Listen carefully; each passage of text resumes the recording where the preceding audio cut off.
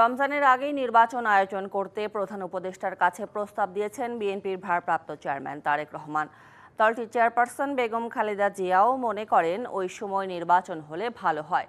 জবাবে প্রধান উপদেষ্টা জানিয়েছেন, প্রস্তুতি সম্পন্ন করা গেলে রোজার আগেই হতে পারে নির্বাচন। লন্ডনে ডক্টর মোহাম্মদ ইউনূস ও তারেক রহমানের একান্ত বৈঠকে উঠে আসে গুরুত্বপূর্ণ এসব বিষয়। এর ফলে এপ্রিলের প্রথম দিকে যে নির্বাচন হওয়ার কথা তা এগিয়ে আসবে ফেব্রুয়ারিতে।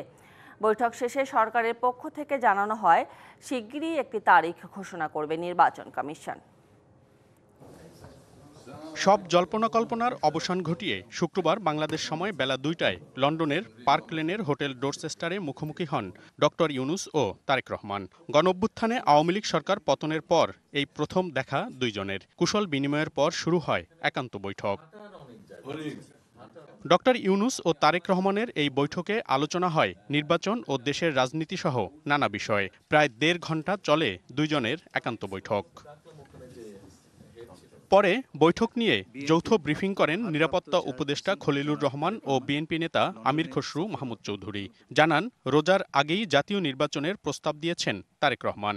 একই মত বেগম খালেদা জিয়ারও। প্রস্তুতি সম্পন্ন হলে রোজার আগেই নির্বাচনের পক্ষে সায় রয়েছে প্রধান উপদেষ্টারও।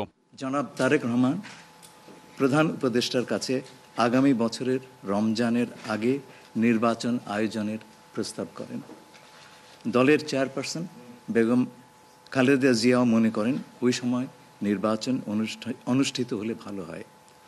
প্রধান উপদেষ্টা বলেন যে তিনি আগামী বছর এপ্রিলের প্রথমার্ধের মধ্যে নির্বাচন অনুষ্ঠানের ঘোষণা দিয়েছেন।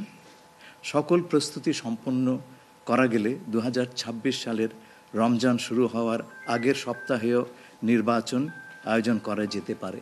সেক্ষেত্রে সেই সময়ের মধ্যে সংস্কার ও বিচারের বিষয়ে পর্যাপ্ত অগ্রগতি অর্জন করা প্রয়োজন হবে। জনাব তারেক রহমান প্রধান উপদেষ্টার এই অবস্থানকে স্বাগত জানান এবং দলের পক্ষ থেকে তাকে ধন্যবাদ জ্ঞাপন করেন। আমাদের মধ্যে অলরেডি সিদ্ধান্ত আছে যে ঐক্যমতের ভিত্তিতে জুলাই সনদ হবে এবং সংস্কারের ব্যাপারেও একই উত্তর আমাকে দিতে হয় যে ঐক্যমতের পরিপ্রেক্ষিতে আমরা সংস্কার এবং জুলাই সনদ দুটাই করব। সকলের ঐক্যমতের পরিপ্রেক্ষিতে সেটা সিদ্ধান্ত নেওয়া হবে এবং এটা আমি নিশ্চিত এটা খুব কম সময়ের মধ্যে আমরা সেই সিদ্ধান্ত নিতে পারি।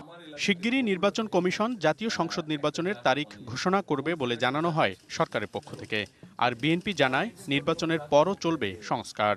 আমরা কোনো সমস্যা দেখছি না, কেউ দেখলে পারে এটা ভুল দেখছেন। নির্বাচনের সম্পর্কে আজকে যৌথ বিবৃতিতে আমরা বলে দিয়েছি দুপক্ষই, এবং নির্বাচন কমিশন আমরা আশা করব শীঘ্রই একটা তারিখ ঘোষণা করবে।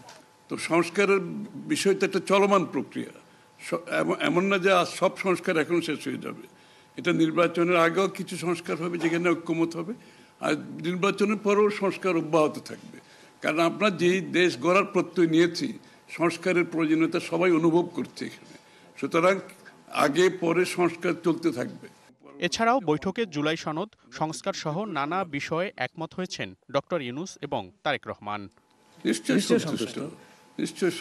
আর সন্তুষ্ট না হলে তো যৌথ ঘোষণা আসবার কথা নয়। মনিরুল সোহাগ, ডিবিসি নিউজ, ঢাকা।